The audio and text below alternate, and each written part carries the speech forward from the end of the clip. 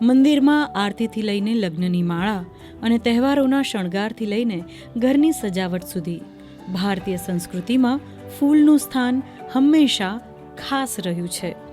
ત્યારે અમદાવાદમાં આવેલું ગુજરાતનું સૌથી મોટું ફૂલ બજાર, જ્યાં વહેલી સવારથી જ રંગો અને સુગંધોનો માહોલ છવાઈ જાય છે, ત્યાં જોવા મળી રહ્યો છે એક બદલાવ.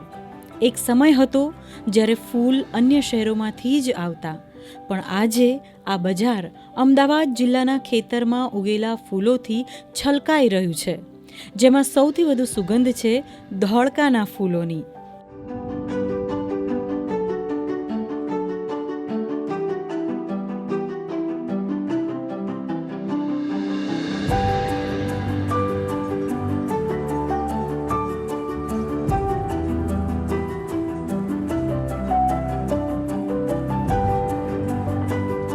અમદાવાદ જિલ્લામાં બાગાયતી પાકોનો વિસ્તાર અંદાજિત 57,000 હેક્ટર વિસ્તાર છે, જેમાં ફૂલ પાકોની વાત કરું તો અંદાજિત 2,000 હેક્ટર વિસ્તારમાં ફૂલ પાકોનું વાવેતર થાય છે.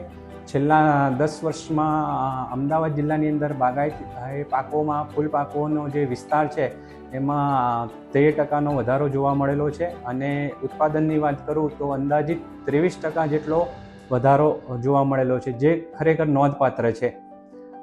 અમદાવાદ જિલ્લાની અંદર છેલ્લા 10 વર્ષમાં ફૂલ પાકોની અંદર 815 લાભાર્થીઓએ 1.82 કરોડની સહાય લીધેલી છે, જે ખરેખર એક સારી બાબત છે, અને ઘણા ખેડૂતો ઇન્સ્પાયર થઈ રહ્યા છે.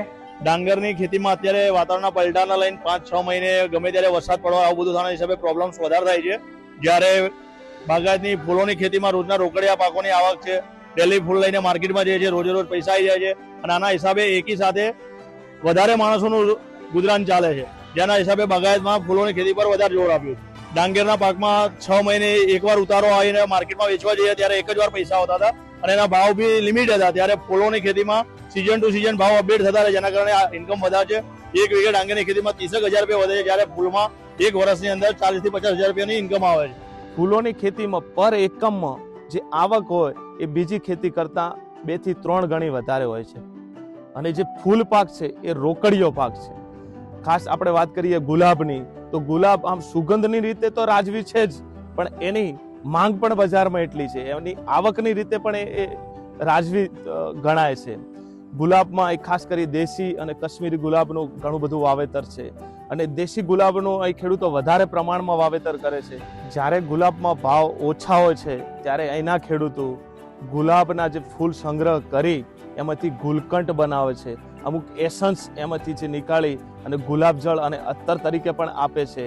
અને ધોળકાનું અહીંના જે ગુલાબ છે એનું ગુલકંઠ પણ પ્રખ્યાત છે બજારમાં, જે વેલ્યુ એડિશન કરી એનું મૂલ્યવર્ધન કરી અને બજાર તરીકે મોકલાવે છે. અમે પરંપરાગત ડાંગર તેમજ ઘઉંની ખેતી કરતા હતા, પછી ધીમે ધીમે અમે ફ્રૂટ તરફ પ્રયાણ કર્યું. જે અમારી પાસે ગુલાબમાં 80 થી 90 વેરાયટી, એમાં મોટી ભાગની તમને કહું તો એવેલાન્ચ છે, નારંગા છે, હાઇબ્રિડ છે, મિનિએચર છે, દેશી ગુલાબ આપણા તમામ જાતના રોઝ મારી પાસે અત્યારે અવેલેબલ છે.